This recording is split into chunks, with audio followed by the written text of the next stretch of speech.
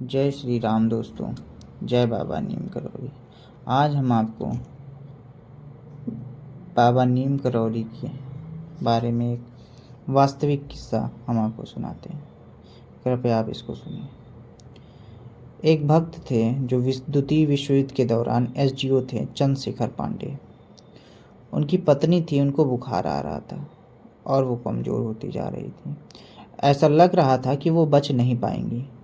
पांडे जी अपनी पत्नी को लेकर बहुत चिंतित थे। इधर बिगड़ती तबीयत को देखकर उन्होंने अपने ससुर मोतीराम को तार भेजा।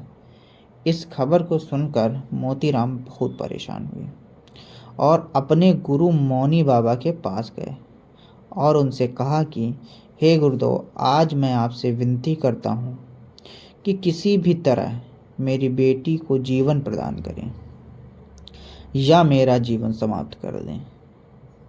मौनी बाबा कुछ देर तक ध्यान मुद्रा में रहे और फिर बोले, केवल बाबा नीम करौरी ही जीवन को बहाल करने में सक्षम है। तुम उनसे अपनी इच्छा पूरी करने के लिए प्रार्थना करो। इस बात को सुनकर मोतीराम बाबा का ध्यान करने लगे और उनसे प्रार्थना करने लगे। इधर नीम करौरी बाबा झांसी में चंद्रशेखर पांडे के घर पहुंचे और पूछा, तुम्हारी पत्नी कैसी है? पांडे बाबा को नहीं पहचानते थे। पूछा, आप कौन हैं? इस पर बाबा ने उत्तर दिया, बाबा नीम करौरी। इस पर पांडे ने कहा, वह अंदर मृत पड़ी है। नीम करौरी ने बाबा ने कहा, तुम मुझे उसे दिखाओगे?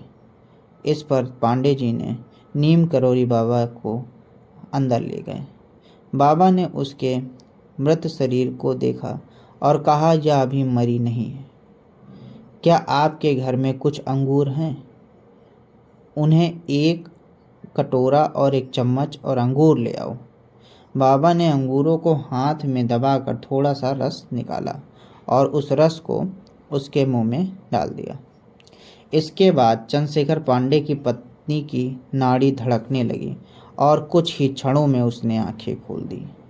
बाबा ने कहा, उसे अंगूर का रस और दूध पिलाओ, वह ठीक हो जाएगी। इसके बाद नीम करौरी बाबा चले गए। पांडे जी की पत्नी की तबीयत ठीक होने लगी और बिना किसी उपचार के वह फिर से स्वस्थ हो गई। बाद में पता चला कि पांडे जी की पत्नी 6 साल की थी। तब बाबा मोतीराम के घर आए थे। अब यहाँ आपको ध्यान से समझना होगा, ध्यान से सुनिएगा। इसी समय पड़ोसी के घर में किसी की मृत्यु हो गई थी और बच्ची ने यह पहली बार देखा तो उसके कोमल हृदय को सदमा लग गया। इस समय नीम करौरी बाबा ने 6 साल की लड़की की कोमलता देख प्यार से कहा, तुम्हें जो मांगना है मांग लो। बच्चे ने कहा, बाबा, जब मैं मर जाऊं तो मुझे वापस जीवित कर देना। बाबा अपनी बात पर कायम थे, लेकिन उन्होंने लड़की उस समय कुछ नहीं कहा। अब बाबा ने लड़की यानी चंद्रशेखर पांडे की पत्नी को दिया गया वचन अब निभाया था। जय श्री राम। चमत्कारों से भरी हुई है बाबा नीम करौरी की कहानियाँ। जय श्री राम।